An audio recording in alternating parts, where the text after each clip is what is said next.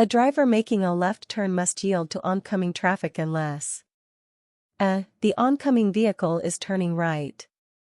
B. The driver is at a four-way stop.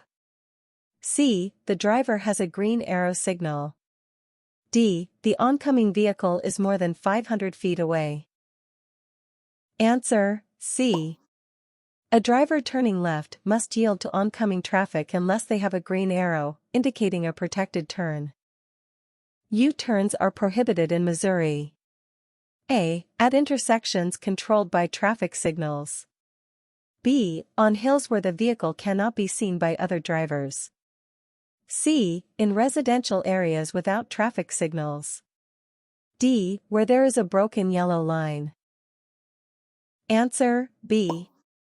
U-turns are prohibited on hills where visibility of the vehicle is obstructed for other drivers. A solid yellow line on your side of the road indicates a. Passing is allowed at any time. B. Passing is not allowed. C. The road is a one-way street. D. You must slow down. Answer: B. A solid yellow line indicates that passing is not permitted. Drivers must yield to pedestrians. A. Only at marked crosswalks. B. When pedestrians are crossing any part of the roadway. C. Only when the pedestrian is on the driver's right. D. When pedestrians are crossing at intersections with traffic signals. Answer: B. Drivers must yield to pedestrians crossing any part of the roadway, whether at a marked or unmarked crosswalk. Vehicles approaching a stopped school bus with flashing red lights. A. Must stop, regardless of the direction of approach. B. May proceed with caution if there are no children visible. C. Can pass the bus if it is on the opposite side of a divided highway. D. Should honk to alert the bus driver. Answer: A. All vehicles must stop when approaching a stopped school bus with flashing red lights, regardless of the direction of approach. Missouri speed limit on interstate highways under normal conditions is A. 55 miles per hour. B. 65 miles per hour. C. 70 miles per hour. D. 75 miles per hour. Answer: C. The maximum speed limit on Missouri interstate highways is 70 miles per hour unless otherwise posted. Vehicles must stop for a railroad crossing if A. There are no barriers or signals. B. A train is clearly visible or a signal warns of an approaching train. C. The driver is unsure whether a train is coming. D. It is night time. Answer: B. Vehicles must stop at a railroad crossing if a train is visible or a warning signal indicates an approaching train.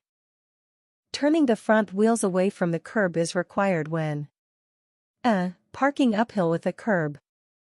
B. Parking downhill without a curb. C. Parking on level ground. D. Parking uphill without a curb. Answer: A.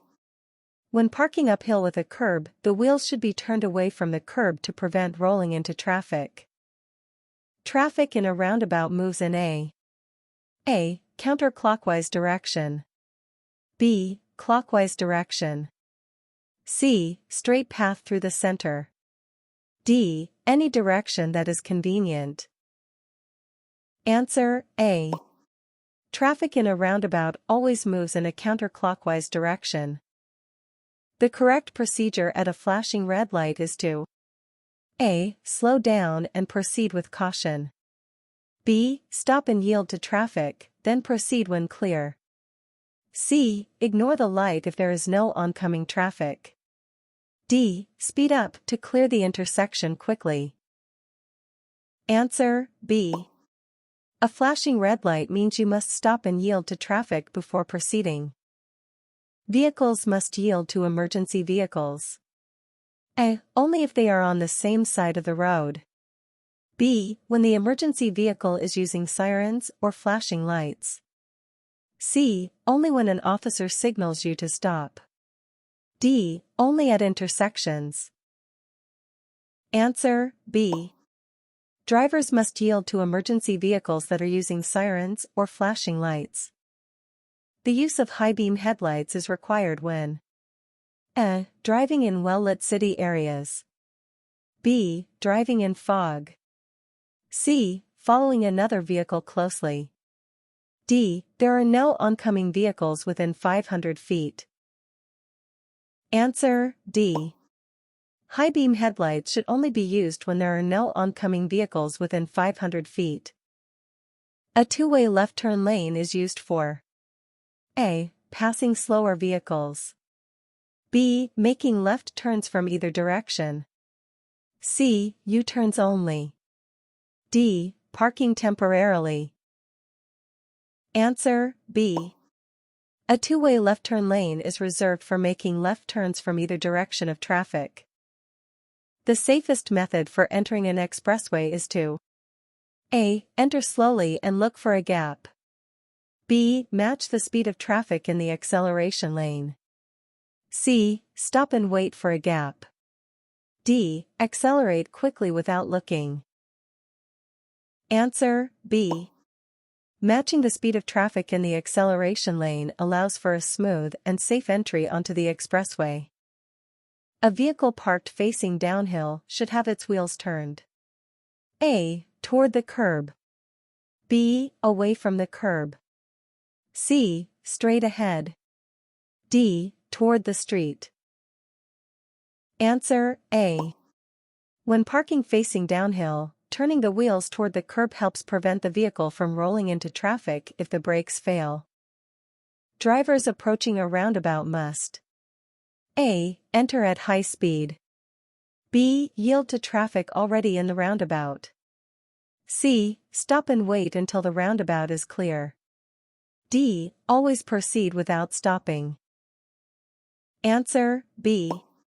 Drivers must yield to traffic already in the roundabout before entering. The correct action when approaching an intersection with a non-operational traffic signal is to A. Proceed through as if the signal is green. B. Treat the intersection as a four-way stop. C. Speed up to clear the intersection quickly. D. Ignore the signal and proceed with caution. Answer B. When a traffic signal is not operational, the intersection should be treated as a four-way stop. Passing another vehicle is prohibited. A. On a one-way street.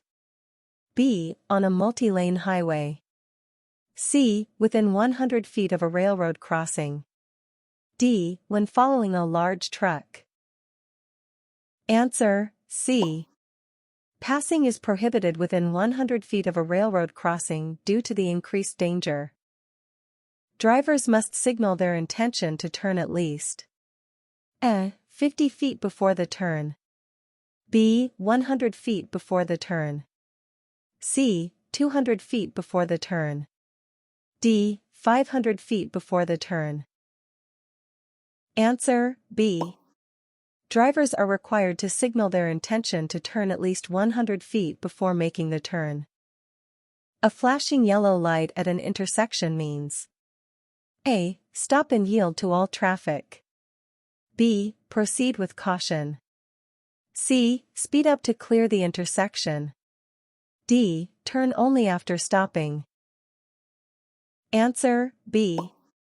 A flashing yellow light means you should proceed with caution. Bicycles are considered A. Vehicles and must follow the same rules as motor vehicles. B. Pedestrians and must use sidewalks. C. Exempt from traffic laws.